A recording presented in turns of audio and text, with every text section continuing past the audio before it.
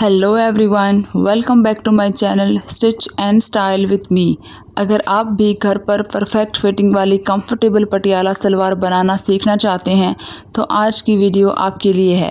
आज हमारी daily wear Indian outfit idea series day 2 में मैं आपको step by step simple Patiala salwar cutting and stitching tutorial दिखाने वाली हूँ।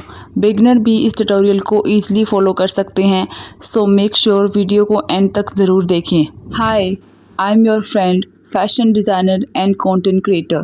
मेरे चैनल पर आपको मिलते हैं cutting and stitching tutorials, simple sewing tips, daily wear outfit idea, easy fashion projects. अगर आप नए हैं तो चैनल को सब्सक्राइब करना और बेल आइकन को प्रेस करना मत भूलिए। इस सलवार को बनाने के लिए हमने 2.5 मीटर कॉटन फैब्रिक का यूज़ किया है। अगर आप हैवी साइज़ हैं तो 3 या 3.5 मीटर फैब्रिक का यूज़ कर सकते हैं। पहले हम घुटनों के लिए मार्किंग करेंगे, जिसके लिए हमें अपनी सलवार की रेडी लेंथ में से बेल्ट की लेंथ को माइनस करना है और मार्किंग कर लेनी है।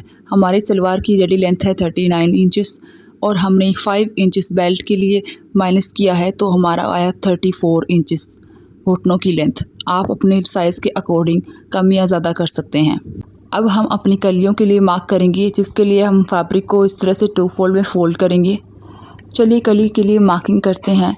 फोल्डेड फैब्रिक के कॉर्नर में इस तरह से ऊपर से 9 इंच पे मार्क करेंगे और इसके अपोजिट साइड में इसी तरह से 9 इंच पे मार्क करेंगे।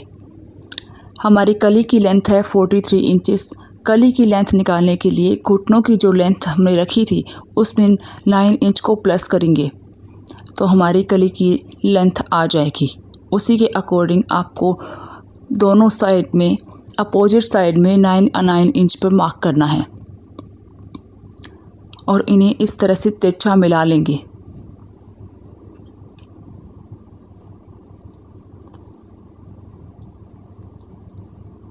ध्यान रखें कि 9 इंच का जो मार्क है वो अपोजिट साइड में ही करना है।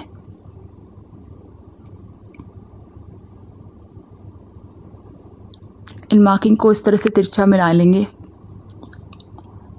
अब हमारी कलियों की मार्किंग हो गई। अब हम कटिंग करेंगे।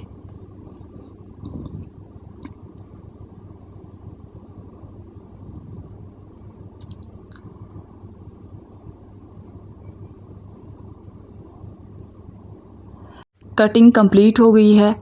हमें इस तरह से 2 कलियां मिलेंगी। इन दोनों कलियों को सेपरेट करेंगे। दूसरी वाली को भी हम सेपरेट कर लेंगे, जिससे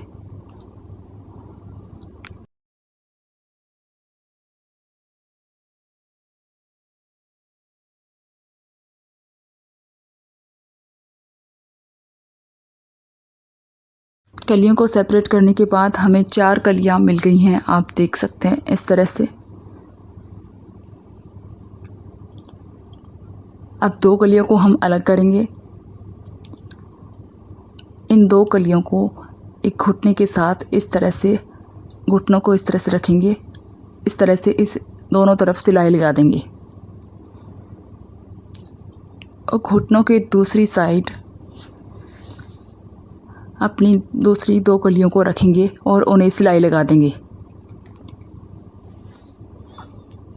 ये है आसन, इनसे भी दोनों तरफ स्टिच कर देंगे।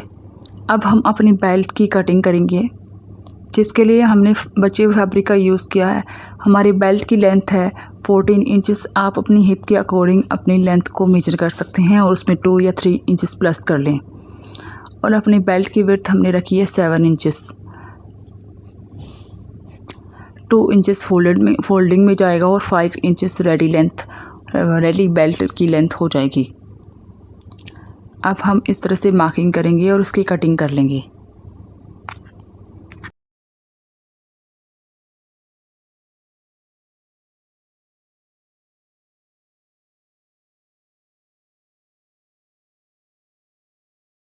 हमारी बेल्ट की कटिंग हो गई कंप्लीट। अब हम करेंगे स्टिचिंग। चलिए मशीन पर चलते हैं।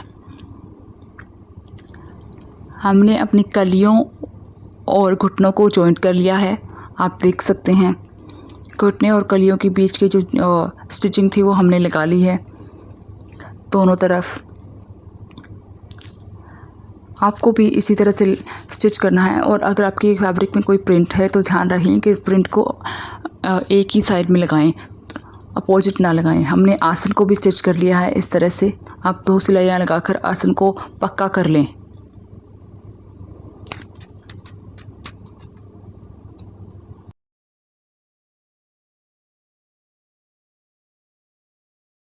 कलियों को घुटनों के साथ जॉइंट कर लिया है और आसन को भी हमने रेडी कर लिया है। अब हम बैक प्लीट्स डालेंगे।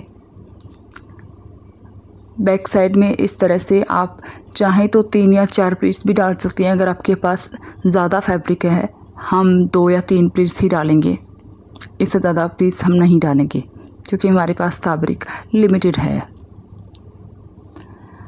आप देख सकते हैं कि हमने बैक साइड में अपनी प्लीट्स डाल ली हैं। हमने अपना बेल्ट भी रेडी कर लिया है। आप चाहें तो बेल्ट में इलास्टिक भी डाल सकती हैं। हम यहाँ पे नाड़ा डालेंगे जिसके लिए हमने नेफा रेडी कर लिया है।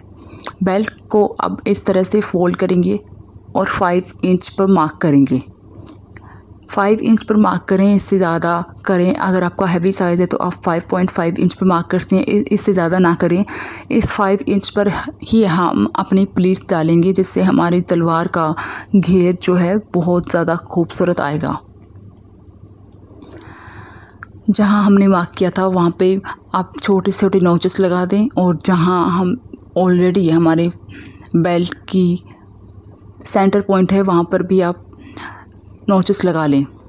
और अब इन नोचेस को इस तरह से सेंटर को पहले मिलाएंगे और पिन से सिक्योर कर लेंगे। और जहाँ हमने पहले नोच लगाया था 5 इंच पर, वहाँ पर इस तरह से पिन से सिक्योर कर लेंगे। दूसरी तरफ भी वहाँ जहाँ पर हमने 5 इंच पर मार्क लगाया था वहाँ पर इस तरह से पिन से सिक्योर करेंगे।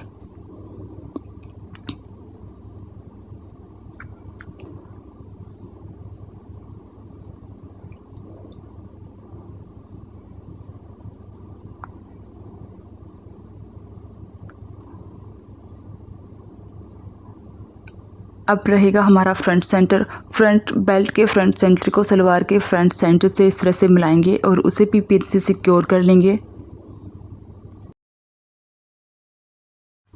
अब ये जो फैब्रिक बचा है इसकी हम प्लीट्स बनाएंगे। दोनों तरफ इतना ही फैब्रिक बचेगा, इस फैब्रिक की हम प्लीट्स बनाएंगे।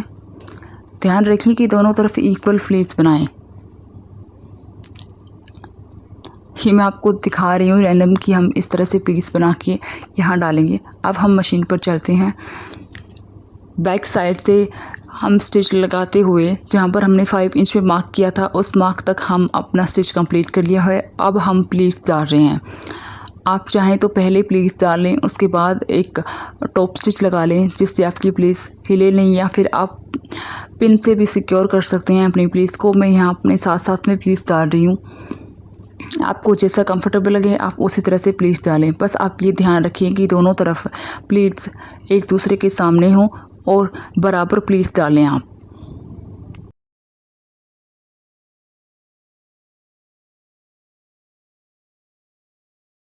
हमने अच्छे से प्लीट्स को डाल लिया है। अब हम एक टॉप स्टिच देंगे जिससे हमारी प्लीट्स हिले डुले नहीं, जिससे फिनिशिंग भी बहुत अच्छी आएगी और प्लीट्स खुलेंगी भी नहीं।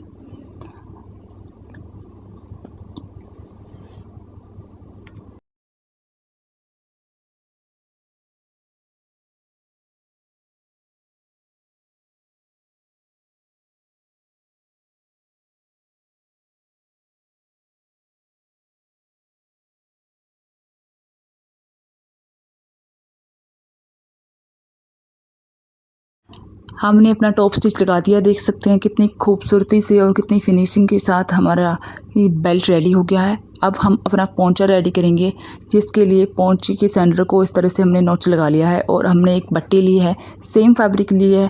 अगर आपके पास कोई और फैब्रिक है या फिर आप कॉन्ट्रास्ट करना चाहते हैं तो कोई भी फैब्रिक की पट्टी आप ले सकते हैं। पट्टी की चौड़ाई आप अपने अकॉर्डिंग रख सकते हैं और लंबाई अपने घुटने की विड्थ के अकॉर्डिंग रखें।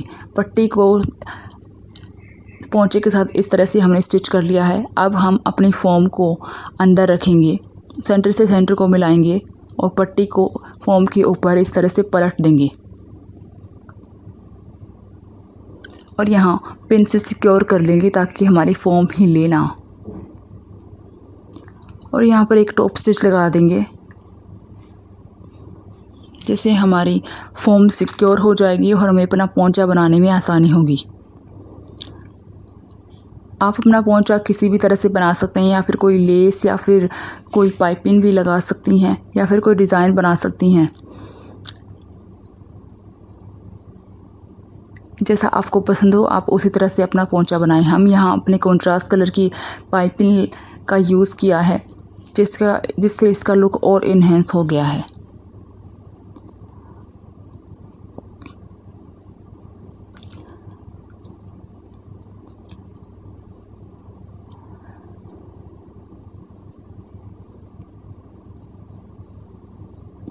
हमने ये पाइपिंग फैब्रिक से बनाया है, अलग से हमने रेडीमेड पाइपिंग का यूज़ नहीं किया है।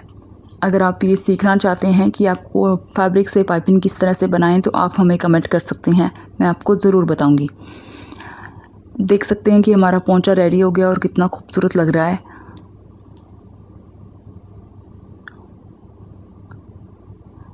अब पोंचे को इस तरह से फोल्ड करेंगे और पोंचे की विड्थ को मार्क करेंगे। हमने पोंचे की विड्थ को 8 इंचेस रखा है, आप चाहें तो इससे कम या ज़्यादा भी कर सकती हैं। और इसके लिए मार्क करेंगे।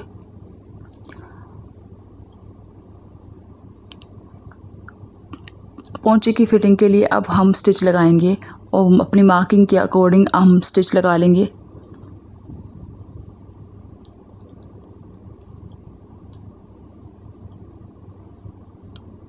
पूरी सलवार में फिटिंग के लिए स्टिच लगाएंगे।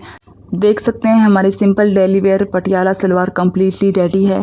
देखिए इसका फाइनल लुक कितना कंफर्टेबल, स्टाइलिश और परफेक्ट फॉल के साथ आ रहा है। इस डिज़ाइन को आप daily wear, college, office, casual outing या होम वेयर के लिए भी ईजिली वेयर कर सकते हैं। अगर आपको ये ट्यूटोरियल हेल्पफुल लगा हो तो वीडियो को लाइक करें, चैनल को सब्सक्राइब करें और कमेंट करके ज़रूर बताएं कि नेक्स्ट वीडियो आप किस आउटफिट ट्यूटोरियल पर चाहते हैं। अपनी फैमिली और फ्रेंड्स के साथ शेयर करें जो स्टिचिंग सीखना चाहते हैं या स्टिचिंग करते हैं। अगर आप मेरी daily wear Indian outfit idea series को फॉलो कर रहे हैं तो डे 3 को देखना मत भूलिएगा। Thank you so much for watching. अगर आपको इस सलवार के साथ पेयर की गई कुर्ती की वीडियो चाहिए तो आप मुझे कमेंट करके बताएं, नेक्स्ट वीडियो हम उसी पर बनाएंगे। मिलते हैं नेक्स्ट वीडियो में, तब तक के लिए बाय, हैप्पी स्टिचिंग।